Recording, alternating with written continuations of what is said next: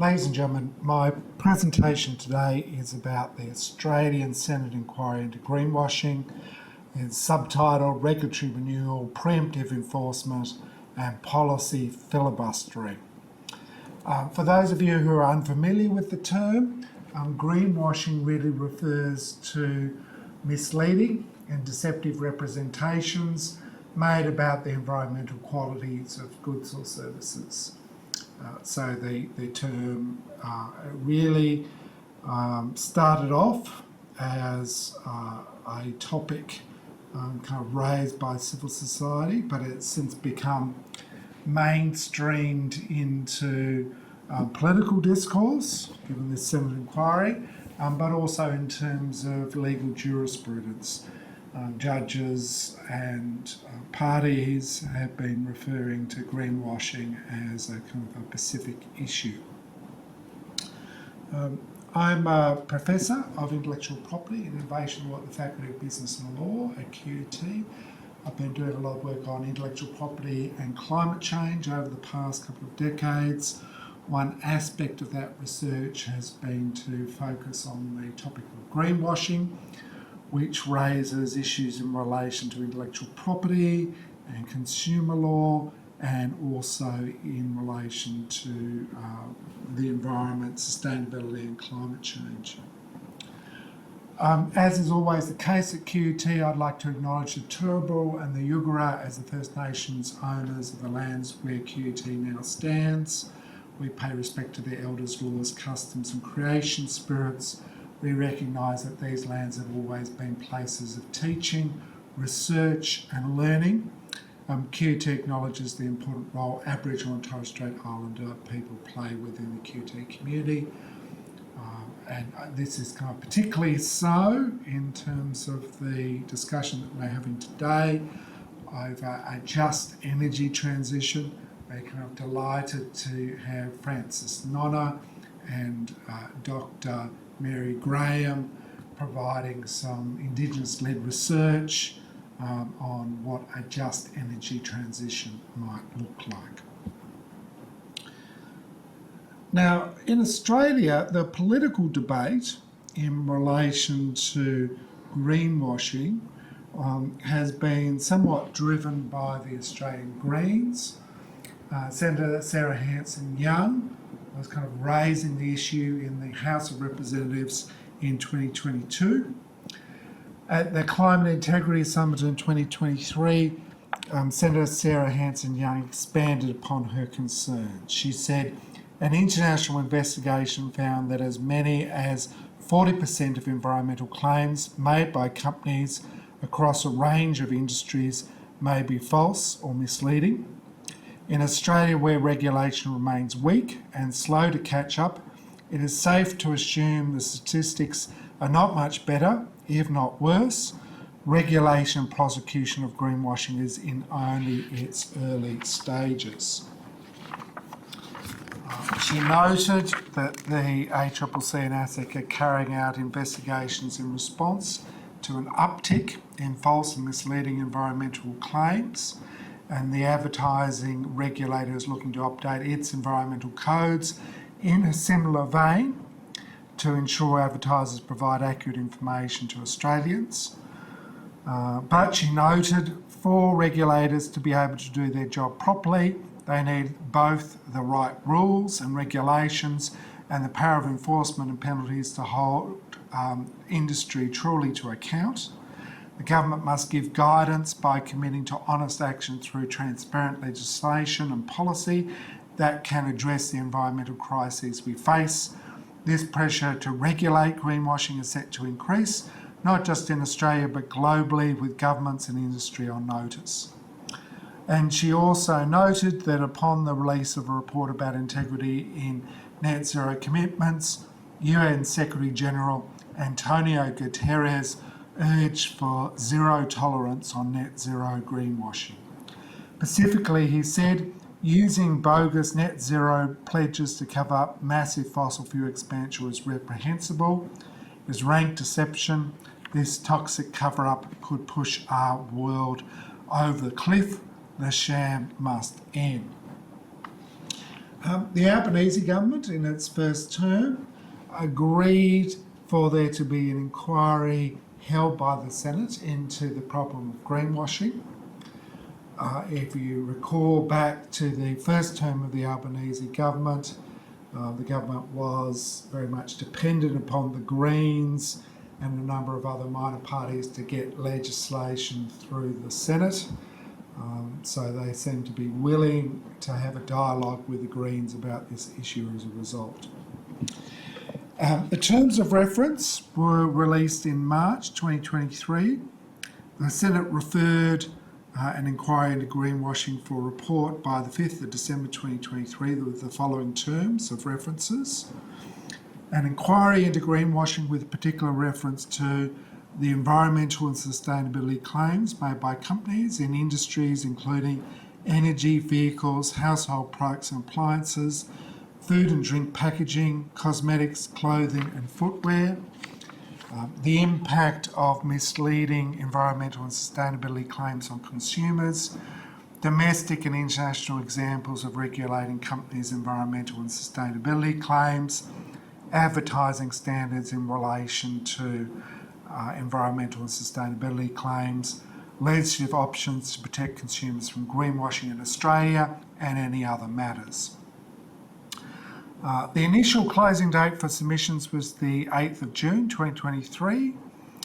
The close of submission date was extended to the 22nd of June 2023. 132 written submissions were made to the inquiry, and the Senate Committee held public hearings on the 22nd of April 2024 and the 24th of May 2024. However, the inquiry has been a very protracted one, and it has been a bit like waiting for Godot in terms of trying to wait for the appearance of the final report. Has been a very kind of prolonged experience. And, you know, there has been a kind of an element of the theatre of the absurd in the way in which the inquiry has been delayed and delayed and delayed. So there have been a number of extensions. So on the 7th of August 2023, the committee was granted an extension of time for the report until the 28th of June 2024. There was a further extension till the 20th of November 2024. There was another extension of time for the report until the 12th of February 2025. Then there was a further extension to the 28th of March 2025. And then there was another extension for the report until the 5th of August 2025. So perhaps there was some legislative filibustering going on, but I think the delays also kind of point to some of the frictions between the various major parties on this issue, particularly between the Albanese government, the Liberal National Party opposition and the Australian Greens. And I guess the fate of the inquiry was very much up in the air as the 47th Parliament was prorogued and the federal election was called. As you recall, the Albanese government won a second term of government with an enhanced majority in the lower house and a kind of an easier pathway to the passage of legislation in the upper house. Namely, it would only need to kind of get the support of the Greens or the coalition to be able to kind of pass legislation. In the wash-up of the federal election, there was a discussion about what should happen in terms of the inquiry into greenwashing. On the 31st of July 2025, the Senate agreed that the inquiry into greenwashing be readopted by the Environment and Communications References Committee in the 48th Parliament for inquiry and report by the 25th of June 2026. The inquiry has noted that it has the power to refer to the evidence received during the 47th Parliament, and it welcomed any new submissions. There have been 55 additional submissions to this inquiry. Most notably, a number of the regulators have made supplementary submissions, really emphasising the work that they've been doing in the interim. And I think it's fair to say that the Senate inquiry has prompted regulators to try to take action in relation to greenwashing, and a number of the key regulators have been much more busy in terms of the space. So for my presentation today, I really want to kind of look at a number of the different regulatory sectors involved in greenwashing, enforcement, and that kind of includes the Advertising Standards Board of Australia, Ad Standards, the Australian Competition and Consumer Commission, the ACCC, the Australian Securities and Investments Commission, ASIC, IP Australia, and the Australian Press Council, and the Australian Communications and Media Authority. And I think that kind of mix of regulators highlights that greenwashing is really a cross-regulatory issue that cuts across an array of different legal fields and domains. I think one of the reasons why there has been difficulties in regulating greenwashing has been that it's been difficult to ascertain what regulator kind of has jurisdiction in relation to some of these matters. Now, to begin with, the Advertising Standards Board of Australia. In certain jurisdictions, advertising regulation has been quite useful and effective in terms of dealing with the problem of greenwashing. So the United Kingdom's Advertising Standards Board has been very active in bringing kind of decisions in relation to problematic cases of greenwashing, such as this advertisement from Shell, "Don't throw anything away, there is no way." Australia's self-regulatory regime in relation to advertising has been somewhat less successful. So ad standards have an environmental code for many years, but there had been a failure really to apply that code properly in relation to matters in respect of greenwashing.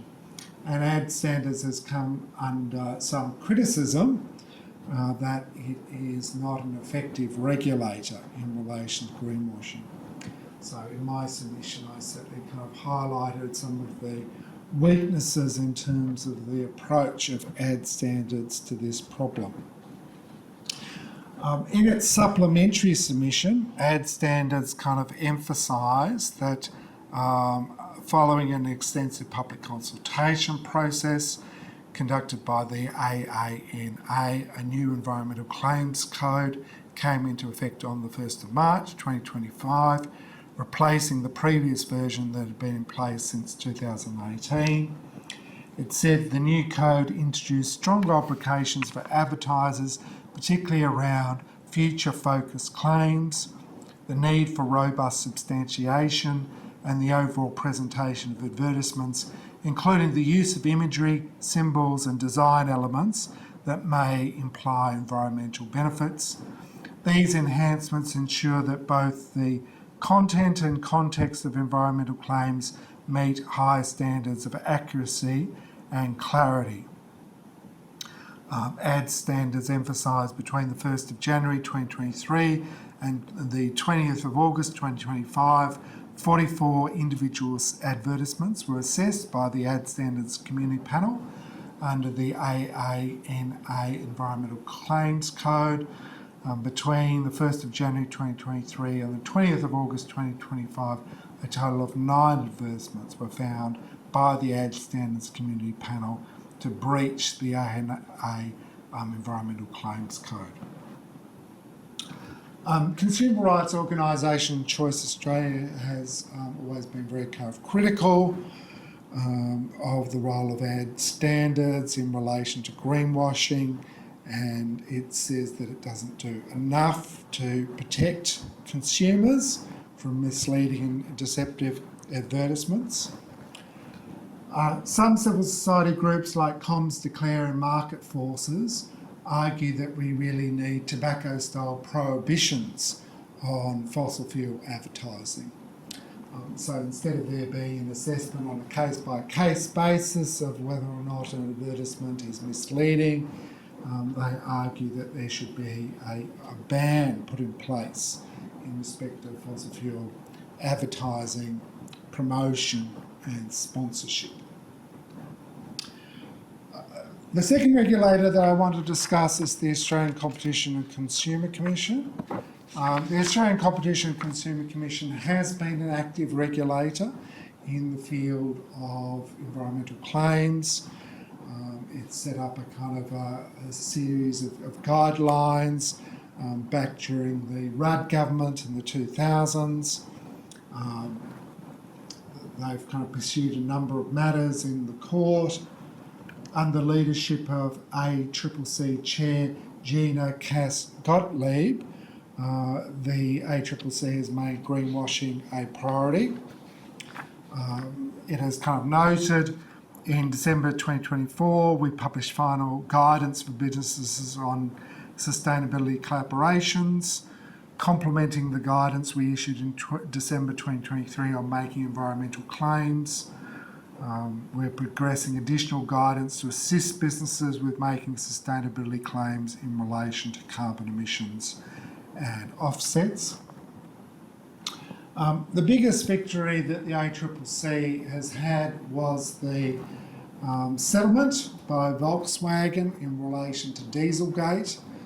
In Australia, Dieselgate involved not only misleading and deceptive claims being made about carbon emissions, but there was also accompanying that a range of greenwashing advertisements.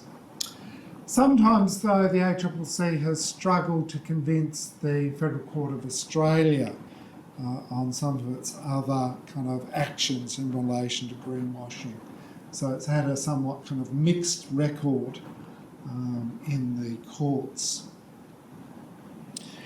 In its supplementary submission, the ACCC kind of noted that in 2025, the ACCC continues to prioritise consumer, fair trading and competition concerns in relation to environmental claims and sustainability with a focus on greenwashing.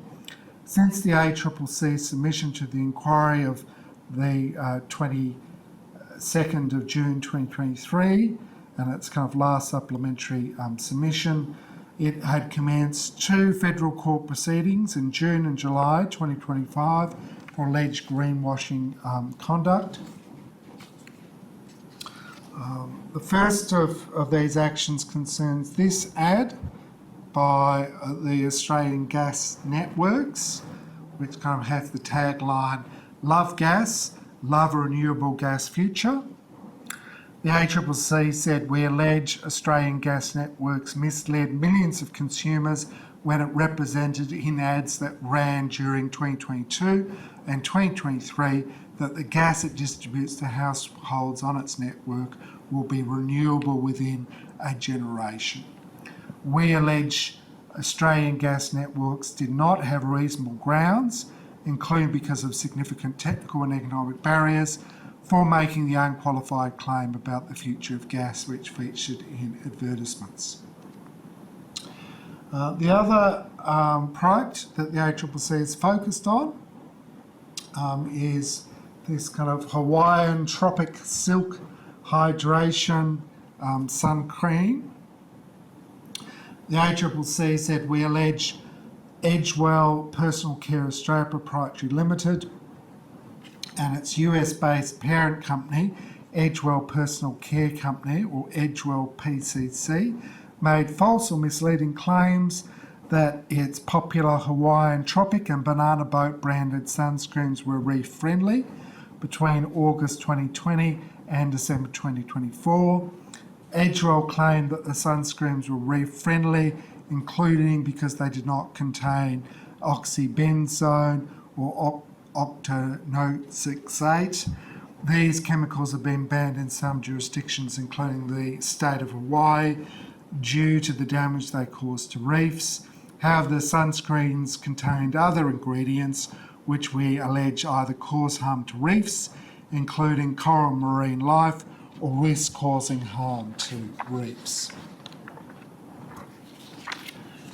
It should also be noted that sometimes civil society organisations have also kind of brought actions against companies for greenwashing under Australian consumer law.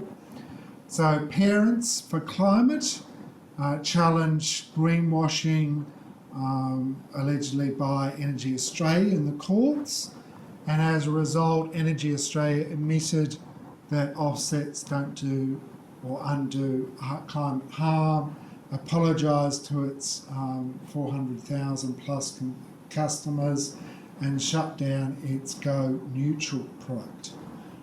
So that was a kind of an interesting example of a settlement in relation to Australian greenwashing. The third regulator that I want to discuss is the Australian Securities and Investments Commission. It has been somewhat more tardy in tackling the topic of greenwashing. Indeed, it seemed to be more active in kind of bringing actions against civil society organisations for misleading and deceptive claims.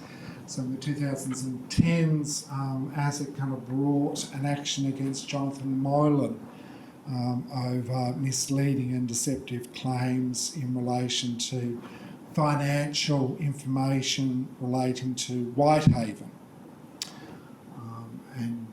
It was successful in getting a remedy for that matter. But I guess it was noticeable that ASIC had not really brought any actions against companies for breaching various legislation for making misleading, deceptive claims about the environment, sustainable development and the climate. Under the first Albanese government, that approach has changed. ASIC has kind of emphasised that greenwashing is going to be a priority issue for it. ASIC Chair Joe Longo has emphasised that while the shift to sustainable finance may constitute a once-in-a-generation transformation, the fundamental underlying principles of accuracy and transparency are not new. Combating greenwashing is critical to supporting trust in sustainable finance-related financial products and services. ASIC's greenwashing interventions are founded on enforcing well-established legal obligations that prohibit misleading and deceptive conduct, and our focus is on entities that we consider carelessly give inaccurate or misleading statements. ASIC has had a number of kind of victories in terms of getting civil penalties. So in August 2024, Mercer Superannuation was fined $11.3 million by the court. A month later, Vanguard Investments was fined $12.9 million. ASIC Deputy Chair Sarah Court noted, by Vanguard's own admission, it misled investors on a number of its claims. The case shows our commitment to taking on misleading marketing and greenwashing claims. And it also kind of got an action against Active Super, and they were kind of ordered to pay $10.5 million in a court action over greenwashing. The superannuation firm Hester kind of self-reported to ASIC and has been fined in terms of some of its over-ambitious climate statements that it made, which were not properly substantiated. In addition, during 2024 and 2025, as part of ASIC's general supervision, it reviewed representations made by companies and trustees about their sustainability claims and credentials. As a result of its interventions, 15 companies and 4 superannuation trustees removed, retracted or revised statements about their sustainability claims and credentials across a range of disclosures. This included prospectuses, websites, promotional materials and market announcements. Partly as a result of ASIC being a somewhat unreliable regulator, civil society organisations have been quite active. The Australasian Centre for Corporate Responsibility, ACCR, has been very busy making policy submissions on the topic of greenwashing, but also kind of bringing action against Santos, claiming that Santos had made misleading and deceptive representations about its net zero emissions plan. We're still waiting for the Federal Court of Australia to hand down its decision in that matter. One of my students wrote their research paper this year on that ongoing litigation. While those three kind of regulators have been kind of quite high profile in discussing the action that they've been taking in relation to greenwashing, IP Australia, which kind of runs the Trademark Office and the Patent Office and the Designs Office and also deals with plant-based rights, has not been very vocal on the topic of greenwashing. This is certainly surprising to me, given that there has been a range of issues around greenwashing, particularly arising in the space in relation to trademark law and consumer law. There is also the ability to kind of challenge the validity of trademarks on the basis that they are contrary to law, including on the basis that they are misleading and deceptive. There has been a very kind of prominent dispute over a government certification trademark system called Climate Active. Climate Active was meant to be an exciting initiative which empowers Australians to take climate action now and into the future. The government was meant to provide a trusted certification. Businesses were meant to kind of apply for that certification to show that they were enabling climate-friendly choices, and then communities would support businesses to take action. So Climate Active was meant to be a kind of a brand focused on carbon neutrality. However, there's been controversy over some of the organisations and companies who have been deploying the Climate Active trademark, and there was a particular controversy over a big tobacco company trying to kind of put forward an application that it should be a beneficiary of the Climate Active trademark until the Department of Health intervened. The Environmental Defender's Office has been very busy in the space of greenwashing. Managing lawyer of the Safe Climate corporate and commercial team, Kirsty Ruddock, daughter of former Attorney General Philip Ruddock, has been managing a number of actions. I think one of their most interesting actions is in relation to the Climate Active scheme. The Environmental Defender's Office is concerned that there has been no action taken to remedy the Commonwealth's Climate Active scheme despite significant issues with the scheme. Primarily, the use of the Climate Active mark may breach sections 18 and 29 of the Australian Consumer Law, or sections 1041E and 1041H of the Corporations Act. The complaint that it's made, the Environmental Defender's Office focused on a number of misleading aspects of the program, including that many fossil fuel companies were using the Climate Active organisation mark to allegedly mislead consumers into believing they were carbon neutral when the mark did not include their fossil fuel products. Companies are predominantly relying on offsets rather than reducing their emissions to be certified as carbon neutral. When those offsets, many have not achieved those emission reductions. The Environmental Defenders Office has raised several other concerns with the Climate Active program. Many organisations who have left Climate Active have provided no evidence for their emissions reductions up to the date on which they withdrew from the program. Several organisations who have left the program are continuing to promote their Climate Active status on their website. Climate Active does not appear to be enforcing their own certification requirements. As a result, many Climate Active organisations continue to remain behind with reporting, and therefore the public is unable to verify that they are abiding by their carbon neutral claim. Consequently, Climate Active's deficiencies are accountable for misrepresentations about emissions reduction activities, where claims by non-conforming organisations are not validated by genuine reduction and abatement activity. So the recommendation is that the Climate Active program should be discontinued. But I would certainly add that there needs to be a better conversation about the interaction between intellectual property and greenwashing.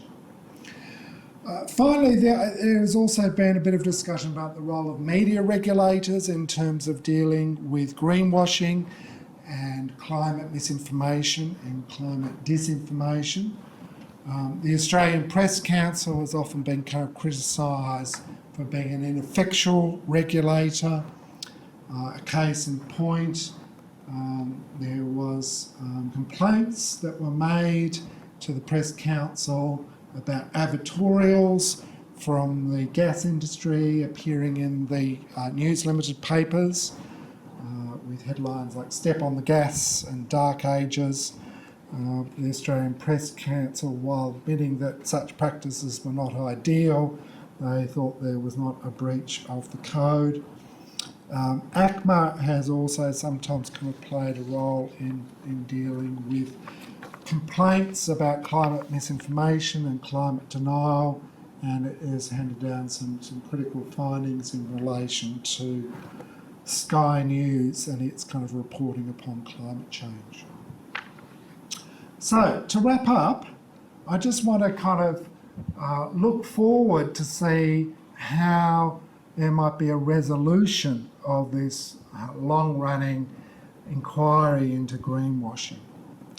And I guess there have been a spectrum of different positions expressed during the debate over greenwashing. Some mining companies in particular argue that there should be immunities provided to greenwashing actions. They've kind of accused civil society organisations of making frivolous accusations of greenwashing, and they argue that there should be some sort of penalty for unsuccessful actions. There's certainly some organisations and some parties who argue that there should be some sort of limitation on greenwashing actions. There should be some minimum threshold that should be reached before action can be taken. Some have called for new policies on greenwashing, so new policies from key regulators. There's been a lot of discussion about whether there needs to be more enforcement action using existing laws. There's been some discussion about new legislative amendments on greenwashing. Should there be specific provisions, specific offences on greenwashing in relation to Australian consumer law, in relation to Australian corporations law, in relation to Australian investments law, in relation to Australian intellectual property. There's also been discussion about the need for better coordination between the different regulatory fields. So some have kind of argued that we need a kind of a unified approach to the problem of greenwashing. We need a common set of standards across the different legislative fields. Some have called for an EU-style Green Claims Directive, and one of our following speakers is going to provide a discussion and an analysis of the debate in the EU over the Green Claims Directive. Some civil society organisations have called for tobacco-style bans on fossil fuel advertising, sponsorship and promotion. So what will the major parties do in relation to this inquiry? The Liberals and the Nationals, who are now the opposition again, have expressed a range of different views on the topic of greenwashing. I think there is tension between Conservatives and moderates within the party.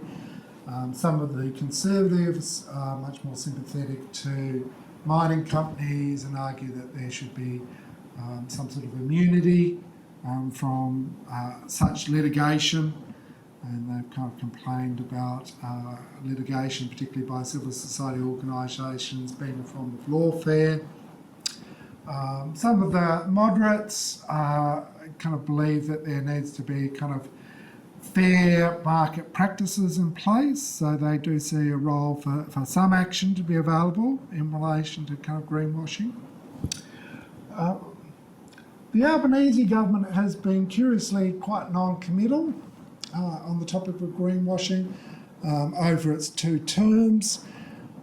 As is often the case, there are some internal tensions within the party between the factions about how to deal with greenwashing. And I guess the complexity is that the topic of greenwashing cuts across a number of different portfolios. So there are various different ministers who have responsibility in this area. The Treasurer, Jim Chalmers, and his assistant ministers have carriage of consumer law and competition policy and corporations law and investment law. Tim Ayres is in charge of the industry and science portfolio, which kind of covers intellectual property. Advertising law and media law is really in the portfolio of the Media and Communications Minister, and also the Environmental Minister and the Climate Minister, Murray Watt and Chris Bowen, might have something to say on the topic as well. So I guess there's a tension between those members of the ALP who think that the existing laws just need to be applied, and those who think that there needs to be some sort of policy, legal or regulatory reform. Senator Sarah Hanson-Young has certainly retained her interest in the topic, and she has been foreshadowing some of the reforms that the Greens want to put in place. Senator Sarah Hanson-Young has said oil, gas and coal companies don't want us to imagine a world where their products don't exist. That world is something a lot of people want. This suite of policies and actions are all designed to prevent the fossil fuel industry from being able to buy their social licence and to perpetuate a myth that their products can continue to be used into the future without a cost to the community or the environment. The consumers want greener products, and greenwashing is these companies trying to find a cheater's way out. The Senator said under the Greens proposal, consumer and corporate codes would be amended to make greenwashing illegal by standardising definitions of commonly used environmental terms and providing clear requirements for businesses to make environmental claims. The party also wants to create a system for independent verification and certification of these claims and impose penalties for those who do not comply. So that sounds very much like the EU Green Claims Directive model. Senator Sarah Hanson-Young also says additional proposals would extend tobacco advertising and sponsorship bans to cover fossil fuel companies, create a $275 million fund to help clean energy companies replace oil, gas and coal producers as sponsors, and require emissions disclosure labels on car, plane and petrol station advertisements. The community teal independents have also shown a very keen interest generally into the topic of regulation of advertising, both in relation to environmental matters, but also in relation to health and medicine, and in relation to kind of topics like gambling. The Honourable Sally Stegall, member for Wingra, has been kind of particularly concerned about the problem of greenwashing. She says there is an opportunity to regulate advertising to reduce emissions and keep Australians safe. We deserve accurate representation of what companies are really doing to our planet. We know that we have successfully banned tobacco advertising, and we could do the same for fossil fuel companies. Of course, that would require political will, which generally is lacking in terms of actually coming down with strong action. When we pursue legislation in relation to this, it's clear it could make a huge difference. We could also introduce mandatory information on emission standards, on information labels, in advertising and on products. And her comments have certainly been kind of echoed by a number of other members of the community independent grouping. Legra Spender has kind of talked about the need to take action in relation to greenwashing, as has Sophie Scamps MP and Monique Ryan MP and Andrew Wilkie MP. There is also the independent Senator David Pocock, former rugby union champion and wallaby. He has taken a very kind of keen interest in the question of sponsorship being deployed by fossil fuel companies. So he kind of argues not only should there be regulation of advertising, but also sponsorship and promotions. And I guess there has been kind of concern that Australian sport has been a target for fossil fuel companies trying to improve their reputation. David Pocock has commented, I really think fossil fuel sponsorship is the new cigarette sponsorship, where they are advertising a product that we now know is destroying our home planet and our futures. There's also been issues in relation to some of the cultural sectors as well. Alex Kelly has been kind of concerned about fossil fuel companies sponsoring festivals and cultural events. Tim Winton has kind of complained about the fossil fuel industry kind of engaging in greenwashing through sponsorship.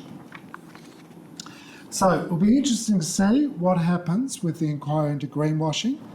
It has also been somewhat now eclipsed by a supplementary inquiry into astroturfing, climate misinformation, climate disinformation.